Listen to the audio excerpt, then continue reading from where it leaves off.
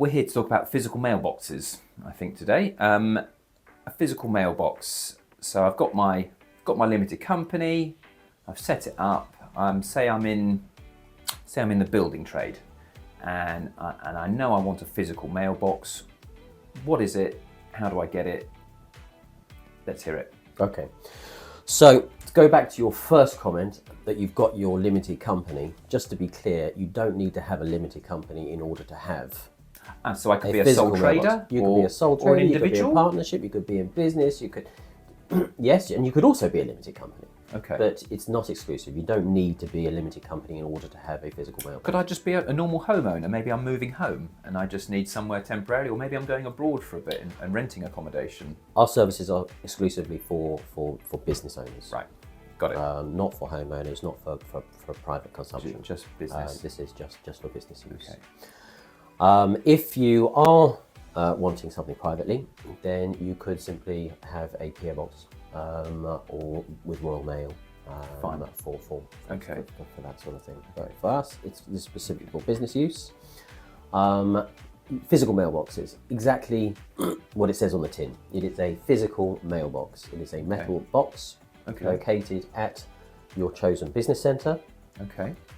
which we then allocate your mail to for you then to collect at your convenience. Okay, and when I say your convenience, that's your convenience between 9 and 6, Monday to Friday, Okay. as standard. Extended hours is an option, which is 7 days a week from 6 a.m. to 10 p.m. Oh, loads of time. So loads of time. Okay. So going back, it's a physical box, about 35 centimetres wide, Okay. 20 centimetres high, 40 centimetres deep. So like a shoebox, in a way. A little bit bigger. A little bit bigger than a shoebox. That's okay. right. Okay. Classic letterbox aperture. Sort of flap on the front to Flap on just the front. physically put that mail in Exactly right.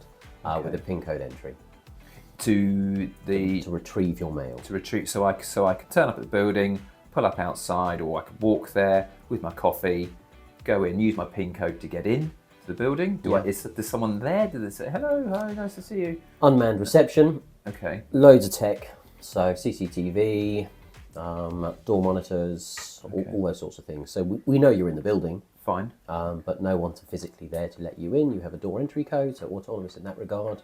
You arrive with your coffee, as you said, and in you go, and find your mailbox. Okay. Mailboxes are numbered. So I'll be allocated, say, mailbox 47. That's my specific box for my company. That's right. Unique and private. So you don't need to disclose your mailbox number to any of your clients. Your address will be your business name, your name, a derivative of either of those two, Okay. followed by the business centre itself.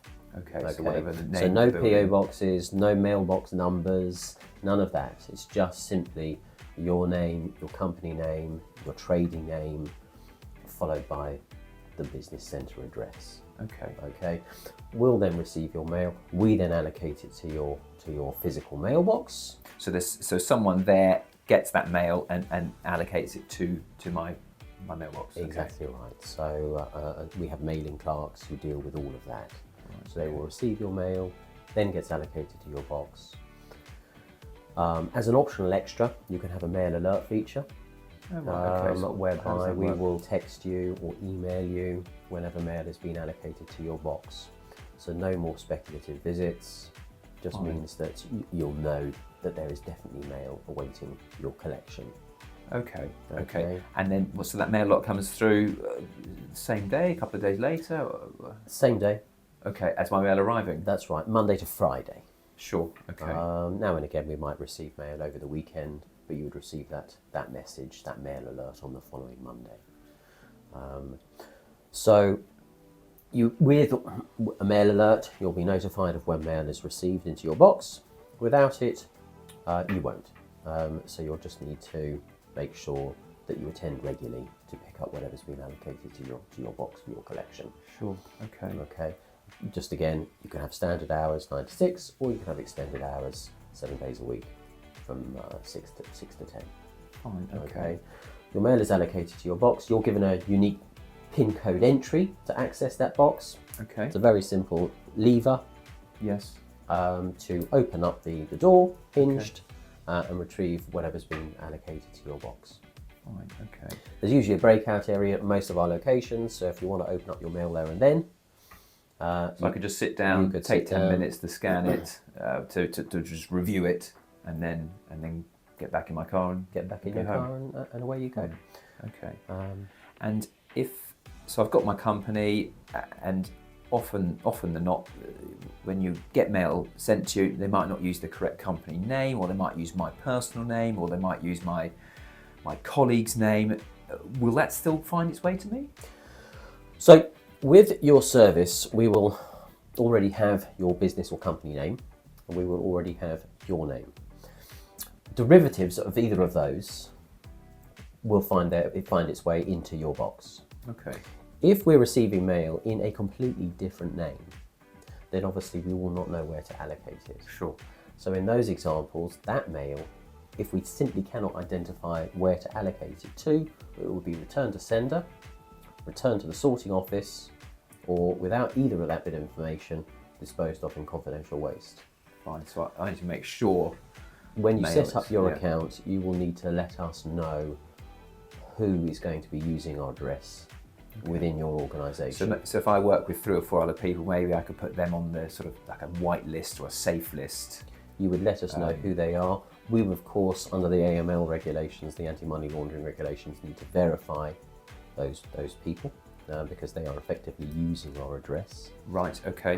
So there would be an AML obligation in that regard. But we would add those names, those additional names, to your account. Okay. And then we'd treat that mail in exactly the same way. We would just allocate it to the same mailbox.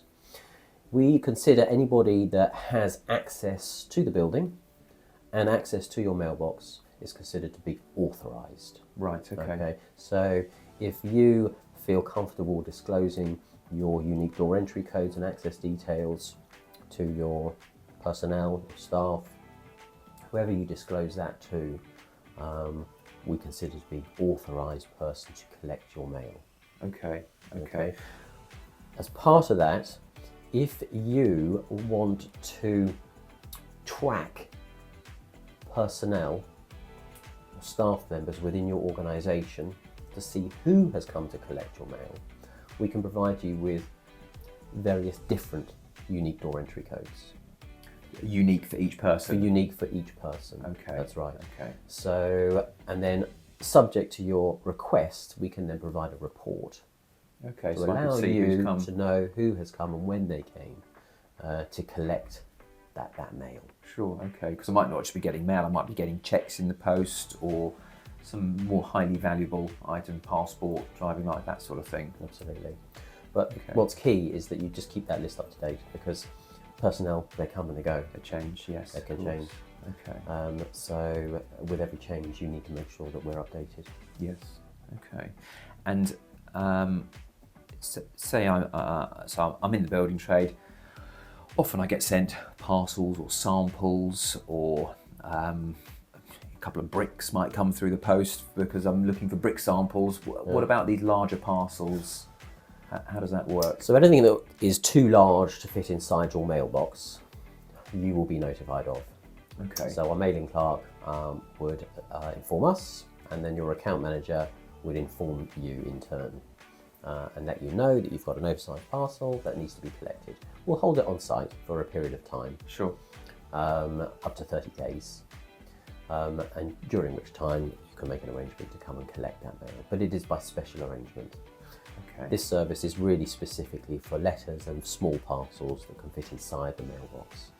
Obviously, we understand that oversized parcels will arrive, but because that is not the norm, it's dealt with on a case-by-case basis and by special arrangement. Okay, fine. So they don't just get turned away by the courier doesn't get turned away. You do accept it. We do accept it on a case-by-case basis. Obviously, if we receive a car, as has been the case before, a car, right? Okay. Then was it a nice car? It is a nice car. Yeah. then obviously we can't accept anything like that. But as long as it can be carried and it's less than 20, 25 kilogram. Okay, so yeah, fine. Okay. So that's and so let's say I've got my physical mail box and I've got the address. You said earlier I could use that address. Where else can I use it? Can I use it on HMRC? Can I use it on for Company's House? Where can I put that address? Where am I allowed to use it? With a physical mailbox, by definition, is a collection service. Okay. And we classify that service as for use with business and trading purposes. Okay. So you can use that address in anything that's generally considered to be for business and trading use. Okay. So that would include on your website, on any printed or digital marketing material, for invoicing, for client contact, for your online profile. It is your business and trading address. Okay. It's easier to explain where you can't use it because it's a much shorter list, and that would be for official statutory use. Right. So if you've purchased a physical mailbox, you can use it for business and trading use. You cannot use it for official statutory use with Company's House. Right. Okay. Now that's not to say that you can't. You would just need to purchase the additional service, which is what we call the registered office address. Right. Okay. Which I think we've spoken about before. So that's right. Yeah. Okay. So essentially, you can cherry pick all of these different services as you see fit. So it's not one size fits all. Okay. It's like a pick and mix. Like a pick and mix. Okay. So if, for example, you wanted an address for business and trading use, then you would select either a physical or a virtual mailbox. That would allow you to do that. If you were then a limited company and you wanted to also use the address to incorporate the company or to change the company official address, then you could opt for that service as well. And that carries through to the director's correspondence address as well, which is a little bit different to the registered office address. Okay, fine. So the director's correspondence address essentially is the address that a director would elect as to receive their correspondence relating to their role as a company director. Right. Okay. Often, it's the same as the registered company address, particularly with a small company, but it doesn't have to be the same. You could have your director's correspondence address as your home address, for example. Okay. And you could have your registered office address as our location, or perhaps your accountant's. And you could have your virtual and physical mailbox address as the business centre. Wow. Okay. So there's quite a different permutations, and various different options. Obviously, we would hope that you would choose our location for all of those things. Sure. Of course. You don't have to. There might be reasons why I don't want to, or yes. Okay. Yeah. Okay. Fine. And all of these, I've heard the term being thrown around, AML, anti-money laundering. What do I need that? How do I do that? So anti-money laundering, often used in conjunction with some KYC, know your client, is the regulations that we are obliged to comply with and happy to comply with, which basically, in short, means that we need to verify your details so that we are compliant with those Even with a physical mailbox? Even with a physical mailbox. Okay. If we are receiving your mail and we are forwarding it to you and facilitating access to that mail, we need to verify your details that we're compliant with those regulations. And even though, what about all those other people I mentioned earlier, that authorised people? If I've got my, say my trainee coming to collect some mail on my behalf, or my accountant, or my partner even, I suppose. Yeah. We also verify those people as well. Okay. Technically, it is not a legal requirement to do so, but we do it. Okay. Just for a good business and due diligence. Anyone that is using our address in any capacity whatsoever gets verified. That means we would receive a copy of, we would receive their something to identify who they are by way of a photograph, so passport, driver's license, ID card, something that is authorised in that regard, and then something to prove their home address. Utility bill, bank statement, council tax certificate, and dated within the last 3 months. Fine. You'll receive, as part of the sign-up process, access to a portal. You would upload those 2 documents to that portal. That will go through to our compliance team.